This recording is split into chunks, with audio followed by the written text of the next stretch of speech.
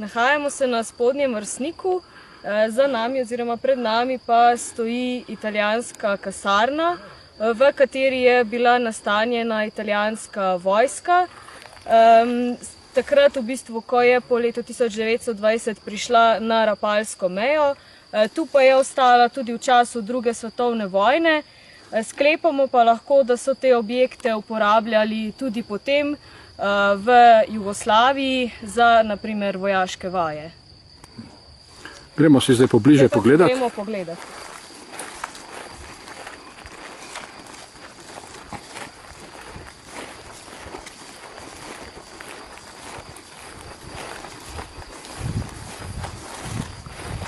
Čudovit travnik, polno regratavih lučk in od nožju hriba. Stavba se nekako nahaja skrita v tej manjši kotanji.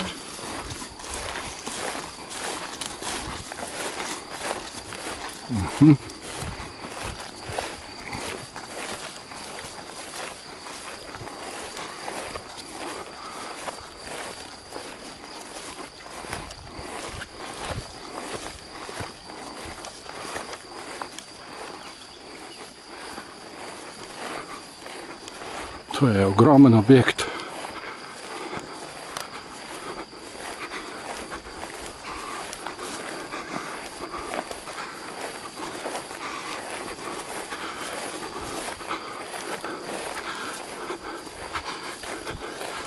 Gremo zdaj pogledati notranjost.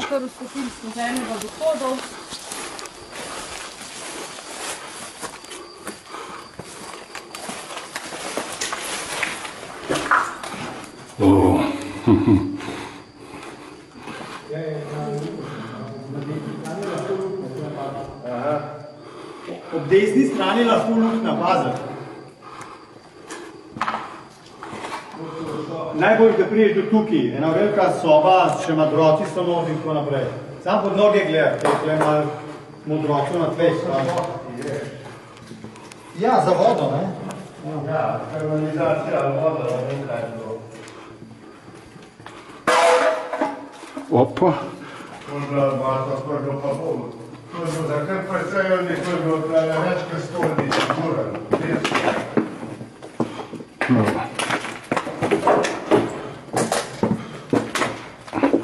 Še modroci, vojaški modroci. To je ogromno. Ja, Bojan, kaj je zdaj to? Ostanki bivalnih prostorov italijanske vojske. Ja. Predvidevamo, da seveda jugoslovanska vojska tega ni uporabljala. Vidimo okvire postelj, prednike jogijev, 3 takšne blazine so bile običajno za eno posteljo. Nosilci očitno služili za kakšne police ali kaj podobnega. To so uporabljali očitno do kapitulacije Italije, ne, leta 1943. Prostori so precej veliki, če da bi tudi znalo biti konkretno število vojakov.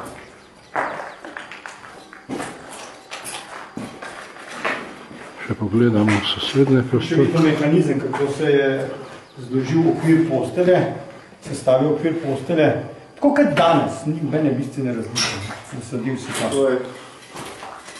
To je morala biti zelo pomembna točka, vojaška točka, s tisto Trnavo na vrhu, s katero so opazovali v bistvu celotno dolino, takrat vse brez drevja, zravnano.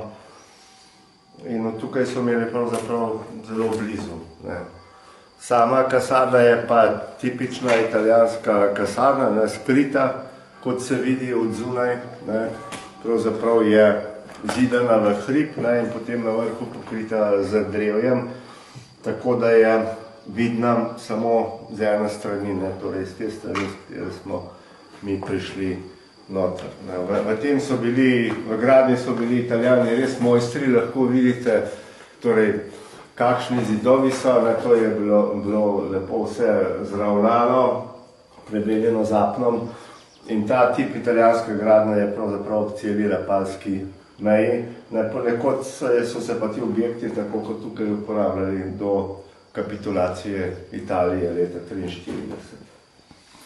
Bili so gosto posejani, ker mislim, da naslednji primerljivi objekti v Breznici, malo od Žirmi, kar je manj kot 10 km od zračne linije. No, da še pogledamo malo, kakšna situacija naprej. Malo vlaga. Kaj bi bili nekje?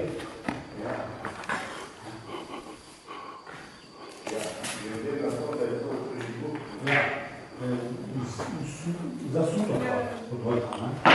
je mogla biti izolacija dobro, ker samo na mestih se vidijo težave z odvajanjem vlage.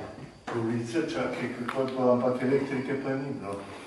Lejo, ker je tam razdelila doza. Iz hodnika prihaja elektrika, potem gre na vstov žica, pa po steni naprej. Ja, tukaj je razdelila doza. Ja, zelo solidna gradnja, najbrž bi bil tudi danes marsikdo zadovoljen, če pri Italijani skote naredili. Zdaj pa prihajajo novejše generacije, imamo pa tule dokaze, recimo, baterija Zmaj. Imamo tudi razne pločevinke in predvsem plastične steklenice. Evo. Očitno so ti prostori potem služili, morda še služijo kakšnim drugim, bolj miroljubnim namenom. Ja, glede na vse polomljene postelje je bilo zelo živahno.